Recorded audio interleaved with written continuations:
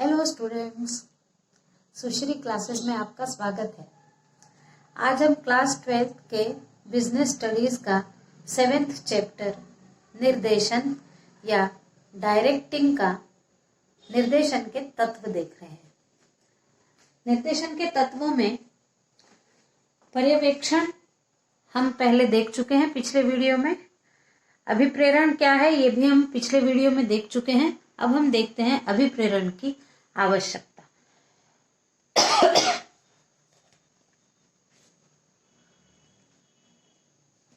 अब अभिप्रेरण यानी कार्य करते हुए जो कर्मचारी है उनको वित्तीय या गैर वित्तीय प्रेरणा देना, कार्य करने के लिए और अधिक प्रेरित करना, इसकी आवश्यकता क्यों है।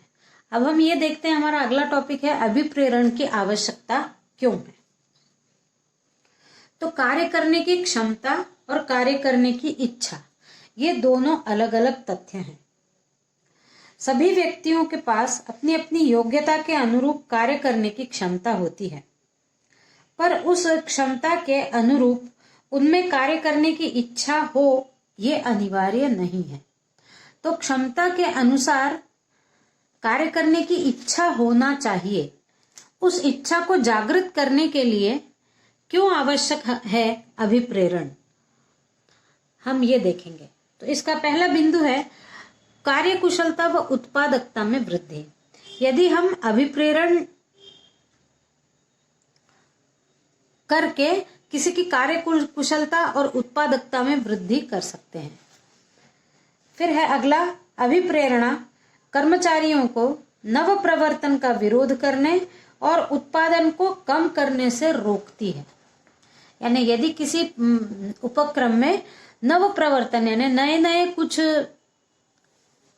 शोध करना, नव प्रवर्तन का विरोध लोग करते हैं, ऐसा लगता है कर्मचारियों की जैसा चल रहा है वैसा ही चलता रहे, कुछ नवीनता ना आए, इसका विरोध करते हैं कर्मचारी, या फिर कम उत्पादन करते हैं, इसको रोकने के लिए अभिप्रेरण की आवश्यकता होती है।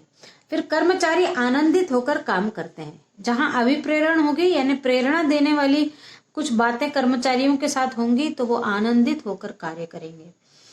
अगला है लक्ष्यों को प्राप्त करने के लिए अभिप्रेरणा देना आवश्यक है, प्रेरित करना आवश्यक है, तभी लोग लक्ष्यों को प्राप्त करने के लिए कार्य करेंगे। फिर कर्मचारियों के मनोबल में वृद्धि के लिए अभिप्रेरणा आवश्यक है। उनके मनोबल में समय समय पर वृद्धि होती रहे तो वो कार्य भी ज्यादा अच्छे से और मन से करते हैं। फिर कर्मचारियों को कार्य संतुष्टि का बोध, हमने कार्य किया है और हमारे द्वारा कुछ न कुछ उत्पन्न हुआ है, ऐसा इस प्रकार की संतुष्टि उनको प्राप्त हो, इसलिए अभिप्रेरण की आवश्यकता है। फिर उद्यम की कार्य क्षमता में वृद्धि हेतु, जो भी उद्यम है, जो भी प्रक्रम है, उसकी कार्य क्षमता में वृद्धि होते रहना चाहिए, तभी किसी भी उपक्रम का विकास होगा। फिर कार्य करने की क्षमता को कार्य करने की इच्छा में परिवर्तन करने के लिए अभिप्रेरणा आवश्यक है। यानी व्यक्तियों में कार्य करने की तो क्षमता है, लेकिन उस कार्य को करने के लिए, उस क्षमता को दिखाने के लिए जो कार्य करने की इच्छा है, उस इच्छा में अभिप्रेरणा के द्वारा परिवर्तन करा जा सकता है। इसके लिए अभिप्रेरण आवश्यक है। अभी हमने देखा अभिप्रेरण की आवश्यकता। अब हम देखते हैं अभिप्रेरणा के मूल तत्व क्या क्या है, यानी अभिप्रेरणा के अंतर्गत किन किन तत्वों को शामिल किया गया है। तो सबसे पहला है सुरक्षा। सुरक्षा 3 प्रकार की हो सकती है: रोजगार की निश्चितता, आर्थिक सुरक्षा और मनोवैज्ञानिक सुरक्षा। और मनोवैज्ञानिक सुरक्षा का अर्थ है संस्था में ऐसा विश्वास कि प्रत्येक कर्मचारी के साथ न्यायोचित व्यवहार किया जाएगा। ये सुरक्षा मनोवैज्ञानिक, कि जो भी मेरे साथ किया जाएगा वो न्याय संगत होगा। ये सुरक्षा का भाव अपनी रोजगार, जो वो जिस जगह काम कर रहे हैं उस जगह निश्चितता का भाव उनमें होना चाहिए। अभिप्रेरणा के ये मूल तत्व में से पहला तत्व है कि सुरक्षा की भावना होनी चाहिए। फिर दूसरा है मान्यता। प्रत्येक कर्मचारी अपने प्रोत्साहन के लिए अपनी और अपने काम की मान्यता तथा प्रतिष्ठा चाहता है। यानी मैंने क्या काम किया है, आपका काम मान्य है या आपका काम प्रतिष्ठा या सम्मान करने योग्य है, ऐसी व्यवस्था अभिप्रेरणा में होनी चाहिए। फिर है तीसरा, प्रगति और विकास के अवसर। कर्मचारियों को यह भी ज्ञात होना चाहिए कि अच्छा काम दिखने के बाद उन्हें तरक्की प्राप्त होगी और नए नए अवसर प्राप्त किए जाएंगे और ज्यादा अच्छा काम करने के लिए सबसे अधिक प्रभावित करती है ये वाली चीज कि उनको प्रगति के अवसर और अपने विकास के अवसर प्रदान करने की अभिप्रेरणा मिलनी चाहिए। फिर अपनत्व और आत्मीयता की भावना। आधुनिक व्यावसायिक संस्थाओं में कर्मचारियों के बीच इस भावना का होना, वे एक संस्था के अभिन्न अंग हैं और वे अपने स्थान पर महत्वपूर्ण कार्य करते हैं। ऐसा अपनत्व, संस्था के साथ ऐसा अपनत्व हो कि वो संस्था का एक अभिन्न अंग है, तभी वो अपने स्थान पर महत्वपूर्ण कार्यों को संपन्न करेंगे। तो अभिप्रेरणा के अंतर्गत ये 4 मूल तत्व होना आवश्यक है: सुरक्षा, मान्यता, प्रगति और विकास के अवसर और अपनत्व या आत्मिकता की भावना। अब हम ये देखते हैं अभिप्रेरणा का महत्व क्या है, अभिप्रेरणा क्यों आवश्यक है।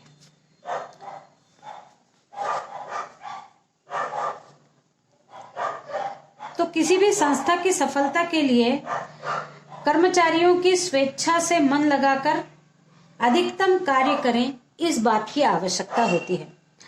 प्राचीन समय में तो क्या हुआ करता था कि जो पर्यवेक्षक होते थे वो अपने कार्य करने वाले लेबर को या दासों को शारीरिक प्रताड़ना दे देकर काम करवाया करते थे, क्योंकि उस समय का समाज जो था वो स्वतंत्र नहीं था, वो हमेशा किसी न किसी का गुलाम रहा है।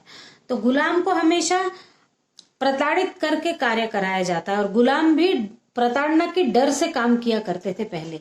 लेकिन जैसे जैसे धीरे धीरे शिक्षा का प्रादुर्भाव हुआ और लोग स्वतंत्र होने लगे, तो अब ये समय ऐसा नहीं है कि किसी को भी मार कर या डांट कर काम करवाया जा सके। स्वतंत्र मनुष्यों का नेतृत्व किया जा सकता है, उनको धक्का देकर काम नहीं किया जा सकता है।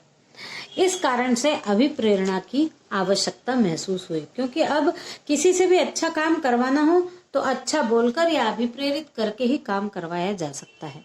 तो इसका महत्व में हम पहला बिंदु देखते हैं कि साधनों का समुचित उपयोग।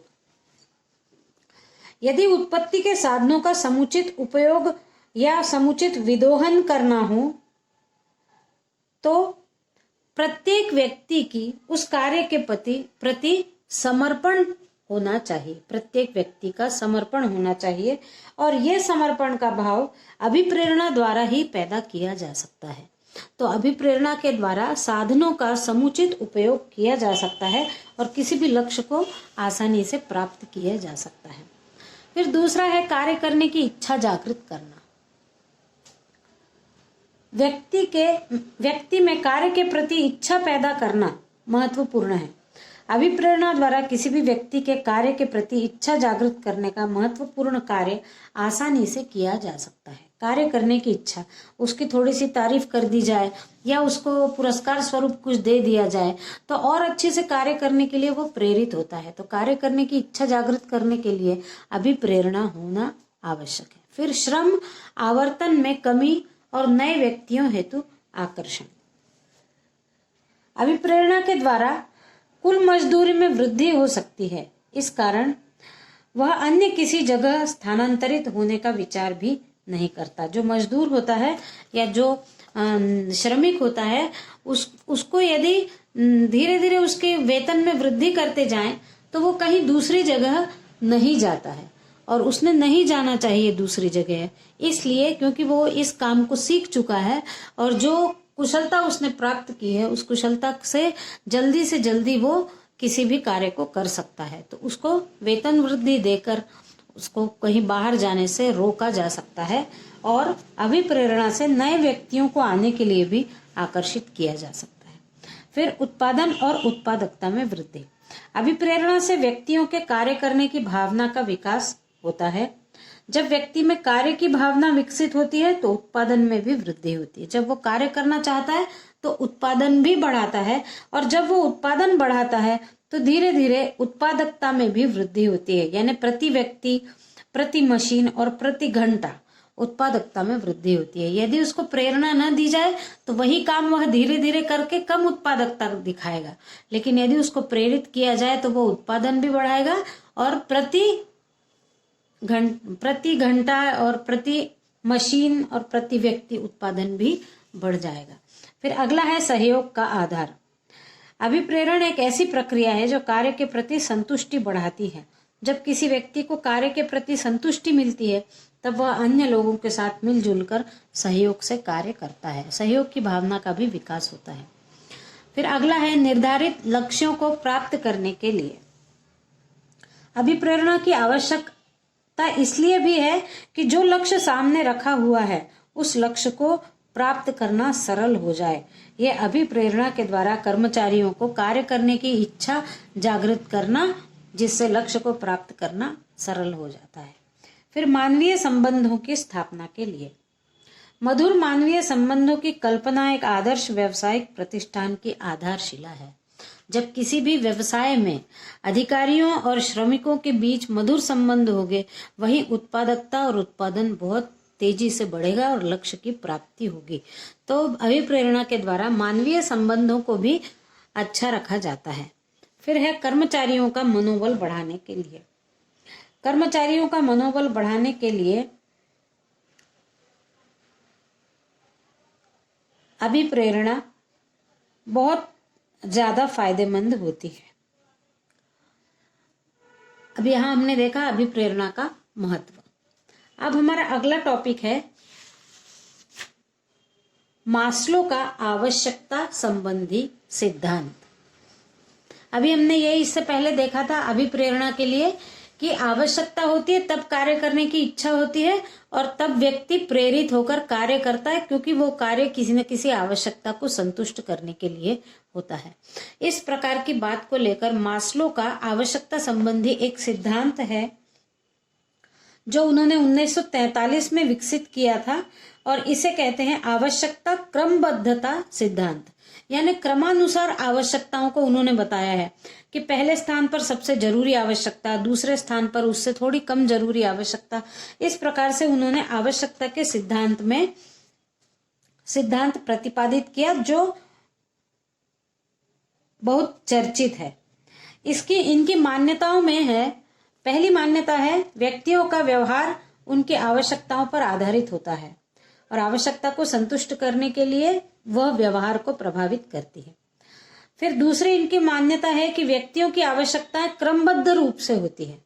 सबसे पहले मूल आवश्यकताएं प्रारंभ होती है और बाद में उच्च स्तरीय आवश्यकताएं होती हैं। फिर एक संतुष्ट आवश्यकता किसी भी व्यक्ति को दीर्घ काल तक अभिप्रेरित नहीं कर सकती, केवल अगली उच्च स्तरीय आवश्यकता उसे अभिप्रेरित कर सकती है। फिर उनकी मान्यता है कि एक व्यक्ति केवल तब अगली उच्च स्तरीय आवश्यकता को बढ़ता है जब निम्न स्तरीय आवश्यकता संतुष्ट हो जाती है। उनका ये मानना है आवश्यकता के लिए। मास्लो के अनुसार आवश्यकताओं की क्रमबद्धता क्या है। यहाँ पर जो एक स्टेप बाय स्टेप बना हुआ है, कुछ स्टेप्स बने हुए हैं, फर्स्ट, सेकंड, थर्ड, फोर्थ और फिफ्थ स्टेप्स। ये मास्लो ने अपनी आवश्यकताओं की क्रमबद्धता को इसमें दर्शाया है। मास्लो ने अभिप्रेरणा की विचारधारा को आवश्यकता की क्रमबद्धता के आधार पर विकसित किया है। उनके अनुसार मनुष्य की आवश्यकताएं तो अनंत हैं, पर इनको पूरा करने के लिए एक क्रम को अपनाता है मनुष्य अपनी तीव्र आवश्यकताओं की पूर्ति सर्वप्रथम करेगा, तत्पश्चात वह तीव्रता के आधार पर क्रमशः आवश्यकताओं की पूर्ति करता चला जाएगा। मास्लो ने मनुष्य की विभिन्न आवश्यकताओं की प्राथमिकता के आधार पर 5 भागों में विभाजित किया है। सबसे पहला हो गया भौतिक आवश्यकता, दूसरा हो गया सुरक्षा संबंधी आवश्यकता, तीसरा हो गया सामाजिक आवश्यकता, चौथा हो गया सम्मान संबंधी आवश्यकता और 5वां हो गया आत्म संतुष्टि की आवश्यकता। इसमें अब हम देखते हैं सबसे पहले भौतिक आवश्यकताएं। तो भौतिक आवश्यकताओं में खाना, खाना पीना कपड़े से संबंधित आवश्यकताओं को शामिल किया गया है, जो जीने के लिए और मानव जीवन को सुचारू रूप से चलाने के लिए सबसे आधारभूत आवश्यकताएं हैं। फिर दूसरे स्तर पर उन्होंने सुरक्षा संबंधी आवश्यकताओं को रखा। इनमें मनुष्य की कुछ सुरक्षा संबंधी आवश्यकताएं जैसे रहने के लिए घर, कार्य अथवा नौकरी की सुरक्षा और धन संबंधी सुरक्षा को शामिल किया। तीसरे स्तर पर उन्होंने सामाजिक सुरक्षाओं को रखा है। इनमें प्रेम पाने की सुरक्षा, प्रेम पाने की इच्छा, देने की इच्छा, मित्रता और संबंध की भावना आदि आवश्यकताओं को शामिल किया है। चौथे स्तर पर उन्होंने सम्मान संबंधी आवश्यकताओं को रखा है। इनके अंतर्गत सम्मान एवं स्वतंत्रता, प्रतिष्ठा, यश पाने की भावना को शामिल किया गया है।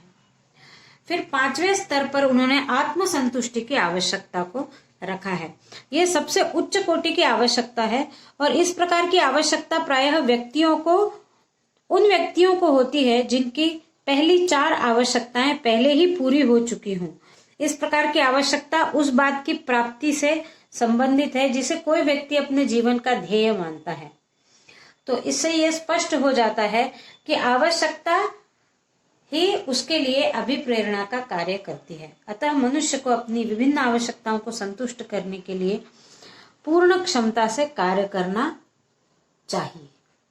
तो यह आवश्यकता संबंधी सिद्धांत था, लेकिन इन सिद्धांतों की आलोचनाएं भी की गई है। इस सिद्धांत की आलोचना में सबसे पहली बात यह है कि मास्लो का आवश्यकता प्राथमिकता क्रम स्थायी नहीं है।